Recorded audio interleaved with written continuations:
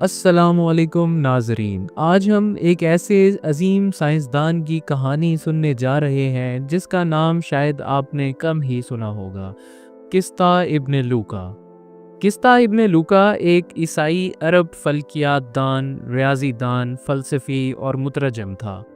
یہ وہ دور تھا جب اسلام کا سنہری دور علم و حکمت شروع ہوا اور مختلف ثقافتوں کا علم ایک دوسرے سے ملا کر دنیا کی ترقی کی بنیاد رکھی گئی۔ لیکن قسطہ ابن لوقا کی خدمات آج اکثر نظر انداز کر دی جاتی ہیں۔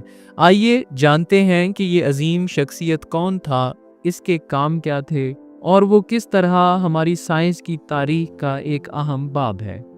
قسطہ ابن لوقا کا تعلق ایک عیسائی عرب خاندان سے تھا جو 9ویں صدی کے آغاز میں موجود تھا۔ وہ ابن لوقا یعنی لوقا کے بیٹے تھے اور لوقا ایک معروف طبیب اور مترجم تھا۔ قسطہ کا نام خاص طور پر بغداد کے دور عباسیہ سے جڑا ہے، جہاں انہوں نے اپنی علمی زندگی کا آغاز کیا۔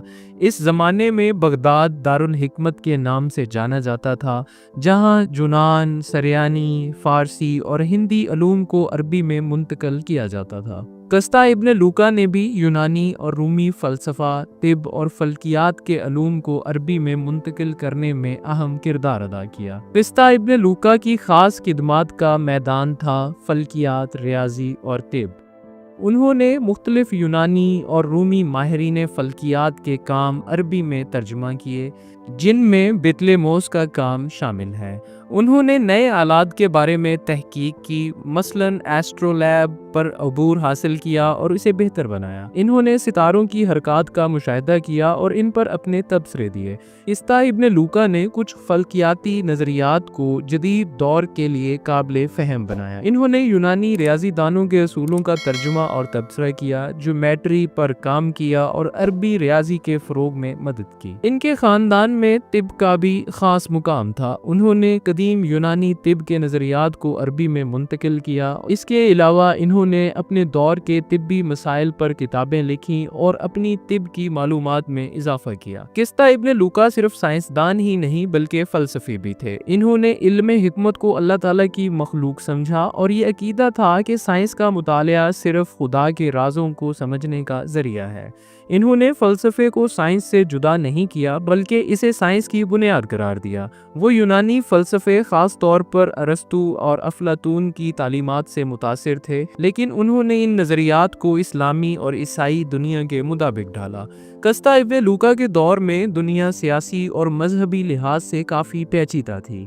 ایک عیسائی عرب کے طور پر انہوں نے اپنی علمی خدمات کے لیے بہت سی رکاوٹوں کا سامنا کیا، مگر ان کی دانش مندی اور علم سے محبت نے انہیں یہ سب مشکلات برداشت کرنے کی طاقت دی۔ وہ ہمیشہ اپنے کام میں سچائی اور تحقیق کو مقدم رکھتے تھے۔ یہی چیز انہیں دیگر سائنسدانوں سے ممتاز کرتی ہے۔ قسطہ ابن لوقا نے جس علم کا ذخیرہ جمع کیا اور جسے وہ اگلی نسلوں تک پہنچانے میں کامیاب ہوئے، اس نے اسلامی سنہری دور کو جنم دیا۔